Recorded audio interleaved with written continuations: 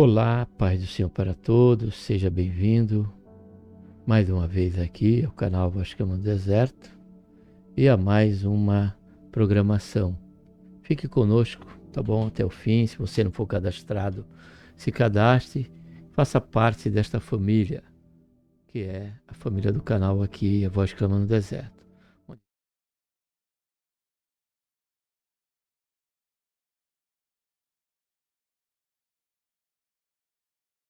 Graças a Deus por mais uma oportunidade que o Senhor nos concede, estamos aqui, né, para estarmos refletindo a palavra de Deus. Dessa oportunidade, estamos aqui dentro do quadro Jovens Sois Fortes, estaremos conhecendo aí mais conteúdo da lição dominical.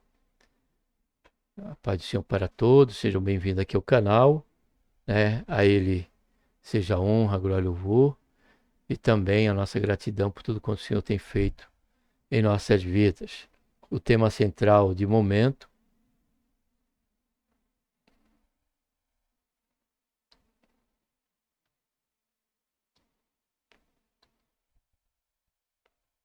deixa eu só tirar aqui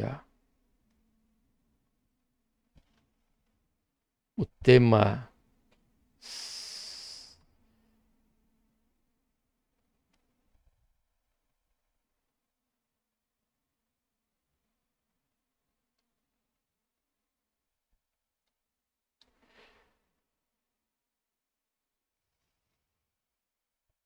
Deixa eu só ver aqui.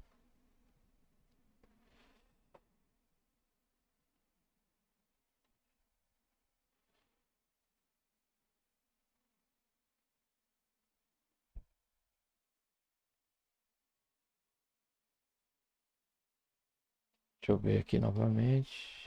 Ah, tá. Estamos aqui dentro do quadro, né, Jovens Sois Fortes. Bom dia, filho. O tema central é Plano Perfeito, onde diz a salvação da humanidade, a mensagem central das Escrituras. Estaremos conhecendo agora o tema da lição número 4, que vai tratar aí do tema o Deus que justifica. Para tanto, vamos estar orando. Pai, em nome do Senhor Jesus, nos colocamos na Tua santa, gloriosa presença, pedimos, Pai, perdão dos nossos pecados que temos cometido. Queremos, Pai, Te agradecer por esta tão grande salvação, pelo nosso nome estar escrito no livro da vida, pela esperança, Senhor, que temos de que a qualquer momento o Senhor há de vir nos buscar, para que onde o Senhor estiver, nós também estejamos, Senhor, junto. Queremos, Senhor, Te agradecer, ó Pai, por mais essa oportunidade de estar aqui, agora dentro da classe dos jovens, para conhecer mais o conteúdo, e entendemos que a nossa justificação, ela, Senhor, vem de Ti. Foi o Senhor que tomou a iniciativa, Pai, de nos resgatar da maneira que estávamos vivendo e nos proporcionar uma esperança de comunhão, como também de vida eterna. Nos ajuda, Senhor, durante esse período, aqui que estaremos conhecendo mais esse conteúdo maravilhoso da Tua Palavra, aqui dentro da classe dos jovens. Faz isso, Senhor, em nossas vidas que nós pedimos. Eu Te agradecemos por tudo em nome do Senhor Jesus. Amém.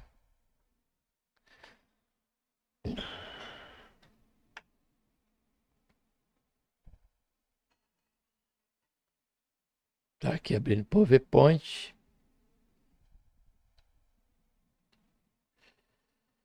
O Deus que justifica.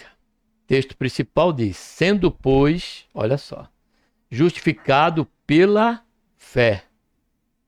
Então, e o que é a fé?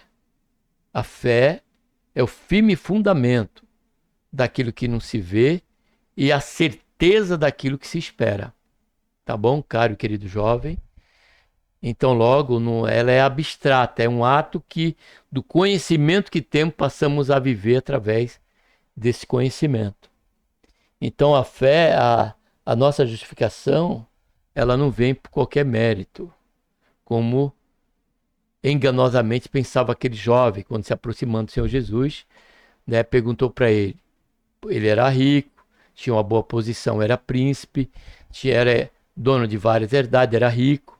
Então ele esperava que algum ato, de alguma maneira, ele poderia conquistar a salvação por méritos pessoais. Porque é o que justamente dá a entender pela pergunta que ele fez. Ele disse: Senhor, o que farei, olha só, para herdar a vida eterna? Então não é o que eu faço ou o que você faz, não é o que faremos, mas é o que o Senhor fez. Porque o Senhor, ele não vai fazer. O Senhor, agora, no presente momento que estamos meditando nesse ensino, a obra foi feita, a obra foi realizada, a obra ela foi consumada. O Senhor Jesus disse, bradando antes de entregar seu Espírito, ele disse: está consumado. Agora, neste momento, de Jesus, a última palavra dele foi: entrego o meu Espírito. E ali o Senhor Jesus morreu por nós, como diz a Escritura, mas também ressuscitou para que essa justificação ela tivesse o seu pleno poder, a sua plena realidade na vida de cada um de nós. Por onde? Pela fé. Aí, diante disso, olha só, temos paz com Deus.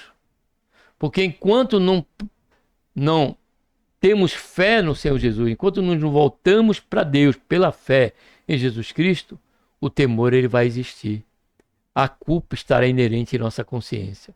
Porém, pela compreensão do que o Senhor realizou por nós e pela confissão de que Jesus é o Filho de Deus e que ele morreu para nos salvar, ela aí apaga o nosso pecado e tira-nos da condição de inimigo de Deus para agora sermos participantes da família de Deus por adoção, como somos de filhos de Deus. Aí temos paz. E essa paz ela se dá por duas esferas, cara adolescente. Primeiro, pela consciência de que eu sou filho de Deus. O Espírito Santo testifica com o nosso espírito que somos filhos de Deus. Então, primeiro a paz de consciência. Depois a paz do coração, amados. É essa que é a mais que precisamos ter. Há muitos que têm esta paz de consciência, mas são pessoas que carregam consigo dúvidas da paternidade do pai, dúvida do cuidado do pai, e passam a se cobrar. Até há evangelhos que levam, pelo seu engano, a fazer muitos achar que estão em pecado, que é o evangelho da prosperidade e do triunfalismo. Essa doutrina, ambas, leva e dizem que o crente, quando está em um perrengue, ele já não está exercendo a sua fé, ele está em pecado. Quando a Bíblia mostra claramente que isto não é uma verdade. Já tendo como um referencial único aqui, e podemos até dizer isso, o próprio Senhor Jesus. Mesmo sendo filho de Deus, gerado do Pai, sendo Deus, ele se colocou em sacrifício. Ele sofreu por amor de mim e de você. Então, esta paz ela tem que ser tanto na consciência como no coração. A exemplo de diante dos maiores e dos momentos mais difíceis, temos o descanso que teve Pedro naquela cadeia e ter o exemplo que o Senhor Jesus nos dá. Que ainda que ali estava, em uma grande tempestade, Jesus estava a dormir ali na cabeceira daquele barco. Então esta é a paz que o Senhor nos dá quando justificados pela fé. Por nosso Senhor Jesus Cristo.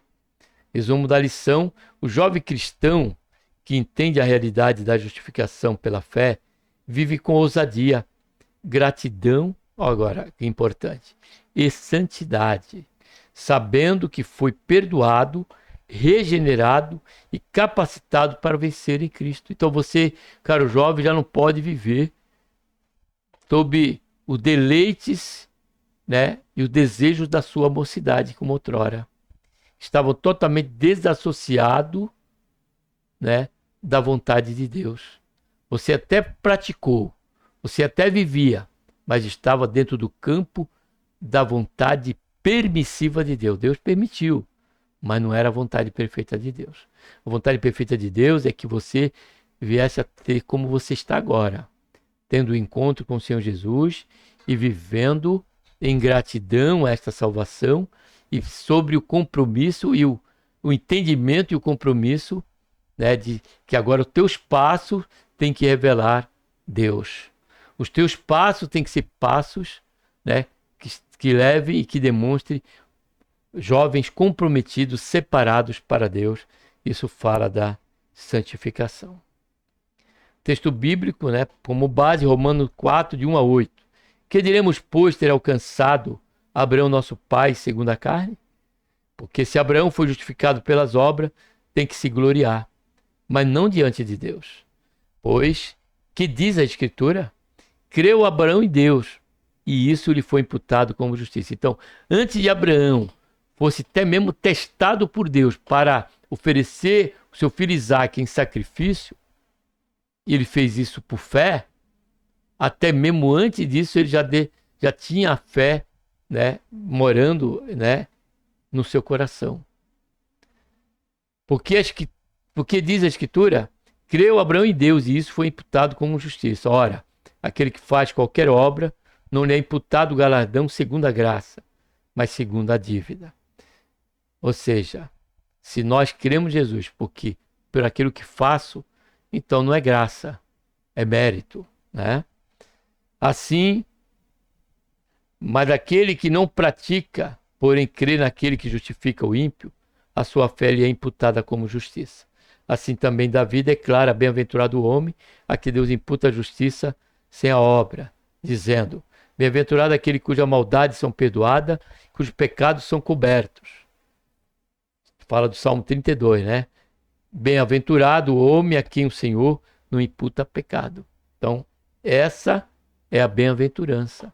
A fé já sob o aspecto da confiança, do amor e da justificação que Deus ele nos coloca sobre essa condição. A doutrina bíblica da justificação pela fé é uma das verdades centrais da fé cristã. Segundo a Escritura, ele ensina que a salvação não se baseia em méritos humanos, mas exclusivamente na justiça de Jesus Cristo. Assim, é Deus quem nos justifica. Nesta lição, estudaremos a justificação como parte essencial da obra redentora e refletirmos sobre o seu significado prático para aqueles que creem na obra consumada pelo Senhor Jesus. Então, a justificação, né, ela nos torna justo. Já fala justificação, justiça, justo. Então, a partir do momento da fé, o Senhor, ele nos perdoa nossos pecados, lança para trás de si, e a partir dali nós estamos zerados diante de Deus.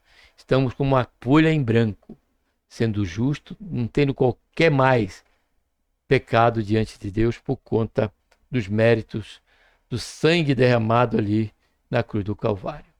Primeiro ponto, que é a justificação pela fé. Então, o primeiro tópico vai falar do conceito, né? A palavra justificação refere-se à mudança na condição do pecador diante de Deus. Antes, estávamos mortos em ofensa e pecado, Efésios 2:1. Mas, ao experimentar uma justificação, nossa posição é completamente transformada. De culpados, Deus nos declara inocentes. De condenados, ele nos absorve. Isso acontece por causa da obra satisfatória de Cristo no Calvário e mediante a fé nele. Por isso fomos justificados pela fé e assim temos paz com Deus. Isso significa que Deus nos concede a justiça de Cristo quando cremos. Portanto, é Deus quem justifica o pecador.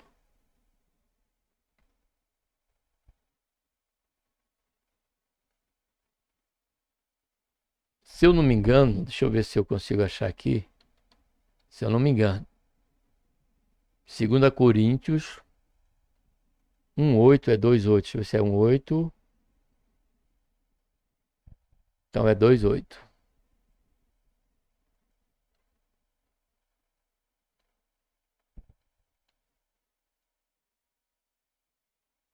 Também não é. 2:8.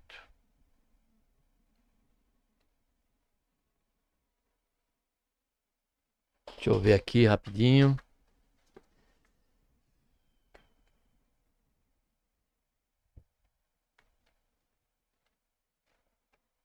É 1 Coríntios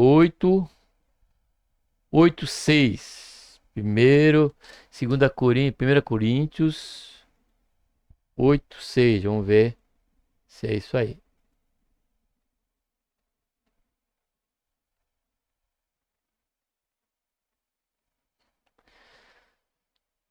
Também não é. Deixa eu só ver aqui rapidamente.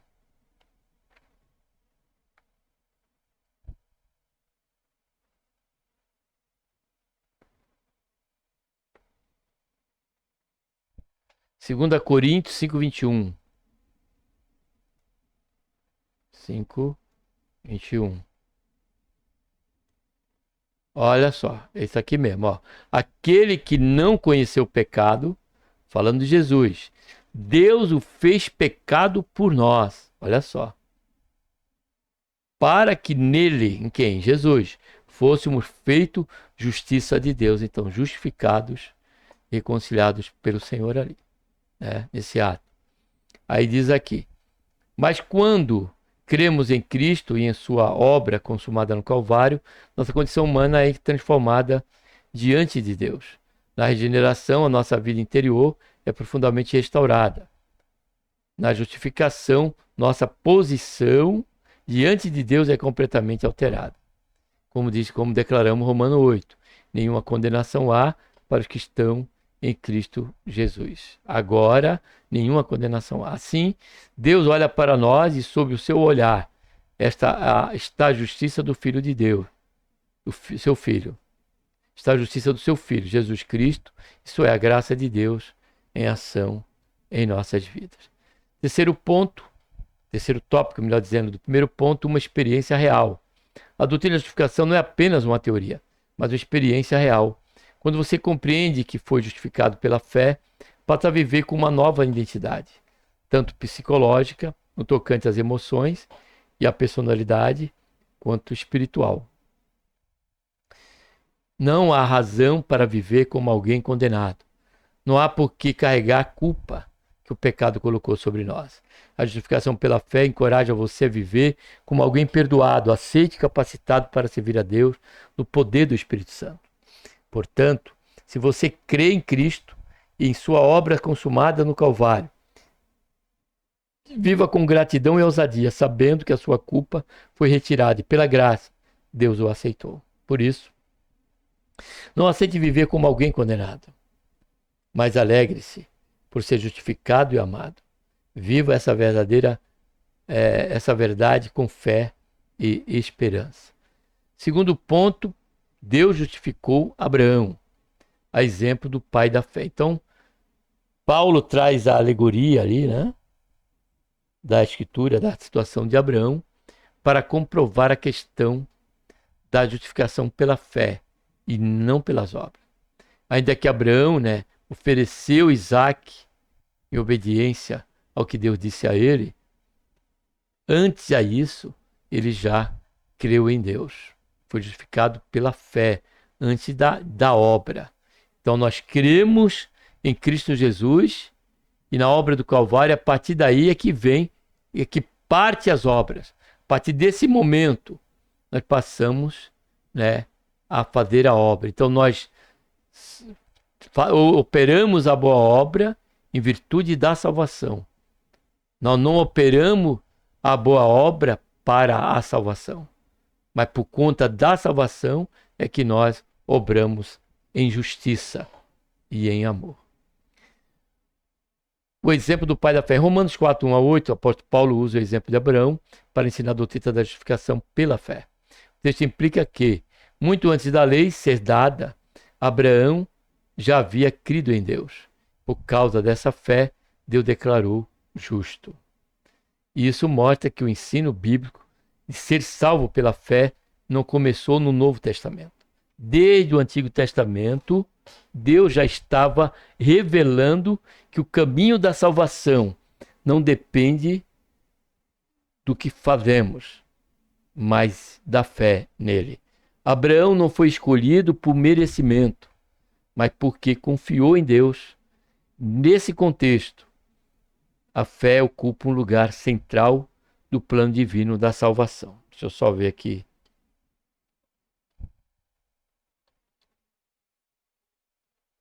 Então, logo, amado e querido jovem, a fé é que promove a obra. Enquanto Paulo aqui trata da fé, né, da questão do ato da fé, que principia a obra e não a obra a fé, Paulo trata lá, melhor dizendo, Tiago trata, não em discordância a Paulo, mas lá Tiago trata aqui do antagonismo, de eu dizer que creio em Deus, mas não revelo esta fé na prática, nego ela na prática. Então lá em Tiago ele fala da questão da teoplaxia, né, do exercício daqueles que confessam a Cristo pela fé, que é a expressão do amor, de ver o irmão passando, necessitando de um cobertor, necessitando de um agasalho, de uma roupa ou de comida, e você vai lá e pratica aquela obra, né, não dizendo que Deus te abençoe, mas tendo em suas mãos o poder de fazer, vai lá e faz. Então, Tiago trata dessa questão. Aqui, Paulo ele trata de que a nossa justificação ela vem pela fé, antes mesmo de nós obrarmos qualquer mérito ou fazer qualquer coisa, porque ela vem de Deus, ela vem do Calvário, pelos méritos da cruz. Então, a partir daí, nós vamos ter a iniciativa de abandonarmos os nossos pecados. Eu não posso dizer que eu tenho fé em Deus e viver no pecado, porque ter a fé em Deus é reconhecer, né, quem somos, o nosso estado e o que o Senhor nos proporciona a partir desta fé nele, que é o perdão do nosso pecado e uma vida e o caminhar em novidade de vida. Então, é esta questão aqui que Paulo está tratando, né, da fé, né, a parte da obra e cujo mérito está somente na cruz do Calvário, pelo sacrifício de Jesus. Isso mostra que o ensino deste bíblico de salvos pela fé não começou no Novo Testamento, mas desde o Antigo Testamento. Deus estava revelando que o caminho da salvação não depende do que fazemos, mas da fé nele. Abraão não foi escolhido por merecimento, mas porque confiou em Deus, e nesse contexto a fé ocupa um lugar central no plano divino da salvação. Segundo tópico, o lugar da fé, dentro aí do ponto Deus justificou Abraão. No plano divino, tanto crer quanto agir tem lugar na obra da salvação. No caso de Abraão, a fé dele foi determinante para a sua justificação diante de Deus. Contudo, seus atos também fazem parte dessa economia salvífica, como expiação concreta da fé. Porque quando Deus apareceu para Abraão e disse: sai da tua terra, do meio da tua parentela e do meio dos teus familiares, e vai para o lugar que eu te mostrar, sem antes te mostrar, diz a Bíblia que Abraão obedeceu a Deus. Observe isso. A obra de Abraão se deu porque ele primeiro creu no que Deus estava requerendo dele e que ele iria indicar o lugar. Então, antes brotou a fé, por ela não foi desassociada de uma atitude, desassociada de uma ação. A fé, ela parte do princípio de tirarmos do lugar da inércia para a atividade, para a realidade do exercício desta fé, já que teve início em Deus. Sim, Abraão só deixou sua terra porque primeiro creu na promessa de Deus. Na justificação, o princípio é o mesmo. Primeiro se crê, depois o justificado manifesta por meio da sua conduta os frutos dessa fé. Por isso, a fé ocupa um lugar central no ato divino de justificar o pecador. Então, observe, Deus não vai justificar depois de ver as nossas obras. Ele nos justifica a partir já da fé, porque esta fé também é um dom de Deus. Ela tem o seu viés de ação sobre as nossas vidas. Ela é o gesto de plena dependência de Deus para viver neste mundo. Por isso que Paulo ele disse, no final da sua declaração antes de morrer, guardei a fé. Foi a fé que fez Paulo passar por tudo, foi a fé que capacitou Paulo a cumprir o ministério dado a ele, e foi a fé que capacitou Paulo a suportar a tudo e nunca virar as costas para Deus ou duvidar de Deus. Terceiro tópico, do segundo ponto, sentido prático dessa doutrina. A principal implicação desse ensino é que a salvação não se baseia em uma performance meramente religiosa. Novamente, eu quis deixar para vocês aí, né? Então, vou começar aqui. A principal implicação desse ensino é que a salvação não se baseia em uma performance meramente religiosa, sem vida e mecânica. Nossa salvação está firmada em uma confiança viva em Jesus Cristo. Por isso, essa fé não é passiva, inerte ou morta. Ela produz frutos visíveis na maneira de viver. Uma fé justificados pela fé, uma vez justificados pela fé, desejamos andar no Espírito, viver no Espírito e nos comunicar no Espírito. Isso é algo contundente em meio à família. Isso é algo contundente em meio, caro jovem, ao trabalho e principalmente dentro do conceito congregacional. Nós demonstramos dentro do conceito congregacional um crente participativo, ativo na obra do reino de Deus, no que diz respeito àquele ministério que estamos.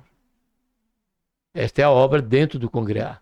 Dentro da família, a família percebe essa mudança. Se antes mentíamos, falávamos palavrão, se antes estávamos vivendo na questão da orgia, dos bares desta vida, dos vícios desta vida, agora, após a fé, aquela família passa a ver aquele jovem, aquela pessoa da família viver em uma novidade de vida, numa total novidade de vida. Ele mudou. Agora, o anseio dele não é mais o anseio da carne, é o anseio que procede de Deus, é o anseio em fazer a vontade de Deus, é o anseio em buscar agradar a Deus. Não é em agradar nem a si próprio e muito menos agradar a quem quer que seja, mas unicamente a Deus. Quer comamos ou bebamos ou façamos qualquer coisa, façamos para a glória de Deus. E por último, para o mundo, revelamos essa mudança, este amor, quando no nosso convívio interpessoal e o contato ali na sociedade, através do trabalho, Se nós antes saímos mais cedo, o patrão saiu, aí nós vamos lá e saímos mais cedo. Quando esperamos o patrão sair para usar o telefone da empresa, não é isso? Ou esperamos sair da vista do nosso chefe ali da equipe de obra para podermos relaxar no que temos que fazer, Aí dissimulamos, quando ele está voltando do lugar que ele nos desaparece, aí nós começamos a fazer o que temos que fazer, só da vista do chefe ali da obra.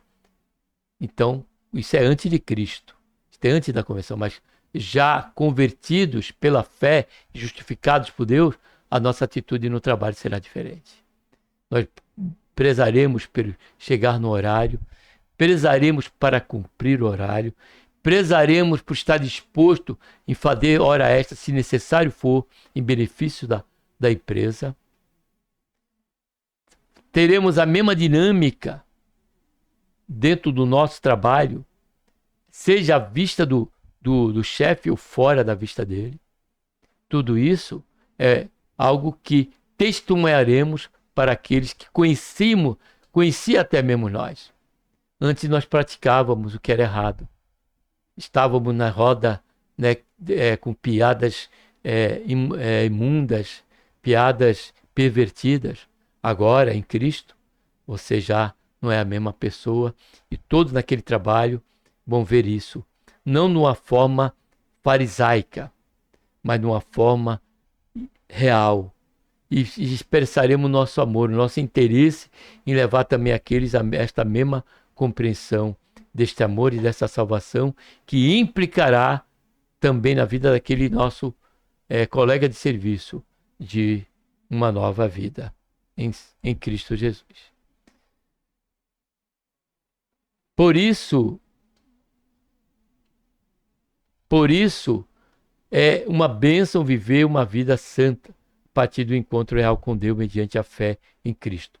Por outro lado, é uma maldição tentar aparentar uma vida santa, sem ter experimentado a salvação, a regeneração e a justificação em Cristo. Isso aí é perca de tempo.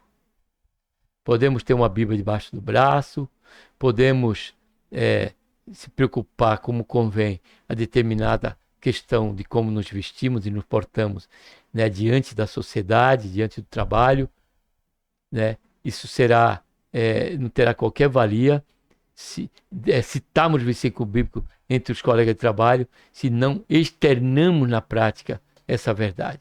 A nossa pregação será em vão, não terá qualquer poder de transformação. Observe o que o Senhor Jesus, o que Lucas diz em Atos, capítulo 1, falando do Senhor Jesus, que ele não só começou a fazer, a ensinar, mas também a praticar. Vamos ver o versículo? Versículo de Paulo, né? Deixa eu ver aqui se está a Bíblia, né? Atos, capítulo 1, versículo 1. Fiz primeiro tratado óbvio acerca de tudo, quando Jesus começou a fazer e depois a ensinar. Então não adianta falarmos, amado e querido jovem, das Escrituras e não da Escritura e não falarmos, se não praticamos. Precisamos praticar e depois dar testemunho da nossa fé. Por que aquela atitude? Porque deixamos de praticar aquilo. E aí sim terá peso o nosso testemunho. Por quê? Porque Paulo ele diz que nós somos uma carta aberta, escrita não a caneta, mas pelo Espírito Santo de Deus, que age através da nossa vida no que diz respeito a esse testemunho.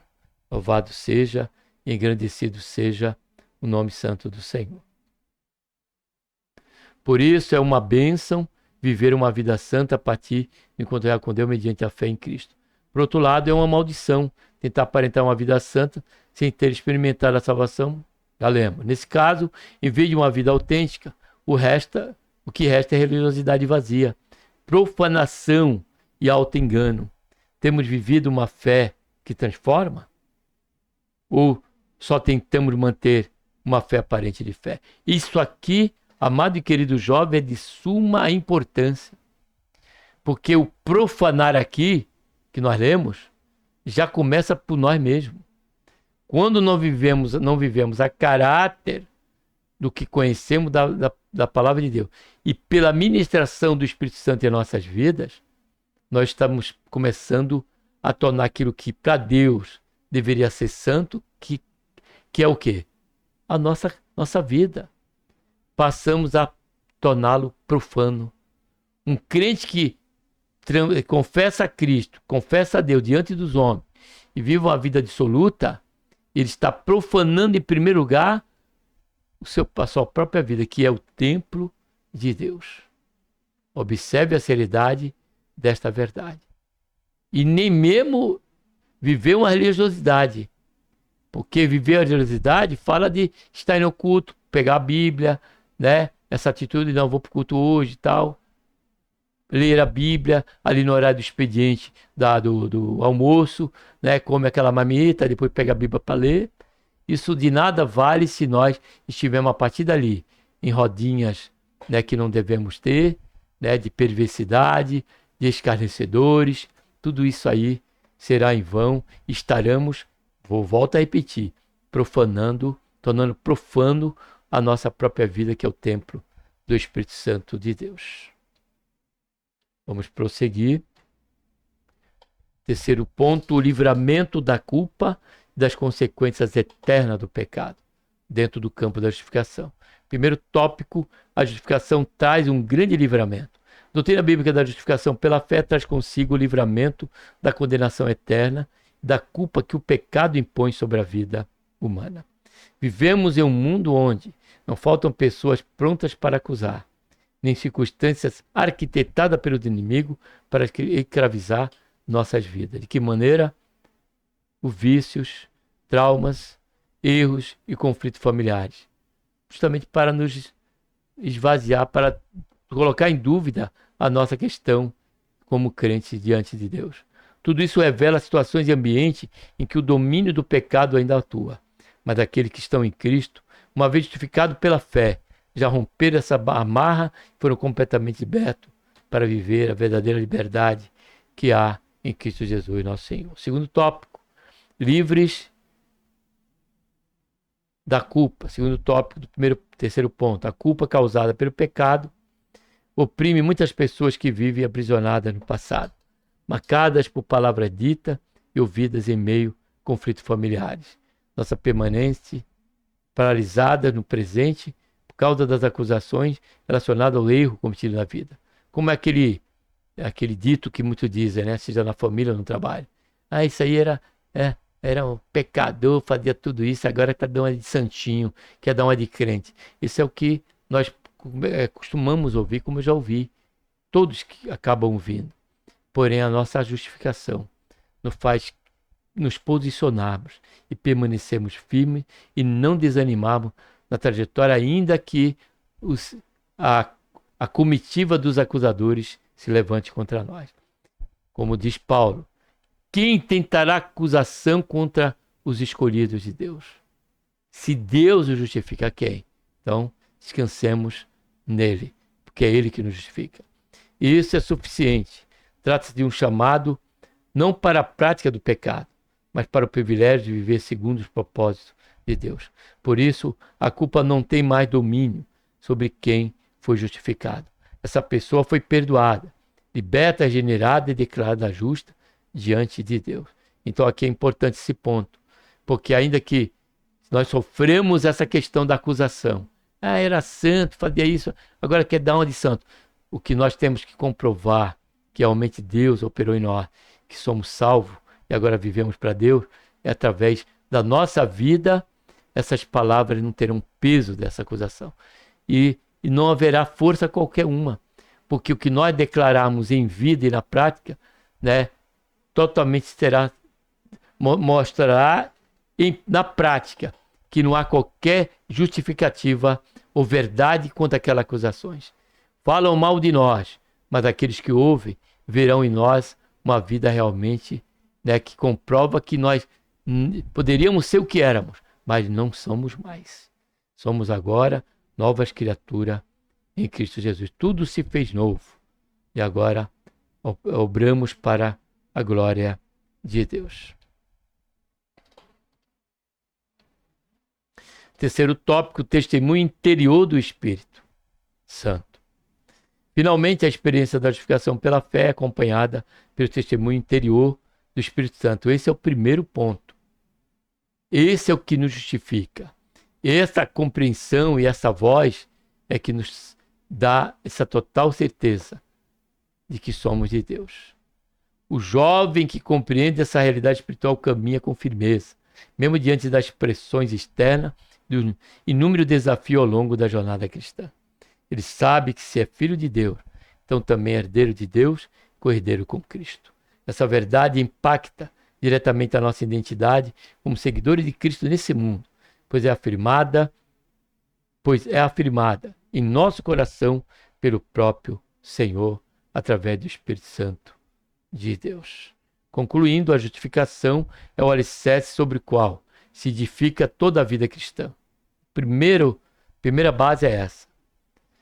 Ao crer em Jesus, somos declarados justos diante de Deus, não por nosso mérito, mas pela justiça de Cristo imputada em nós.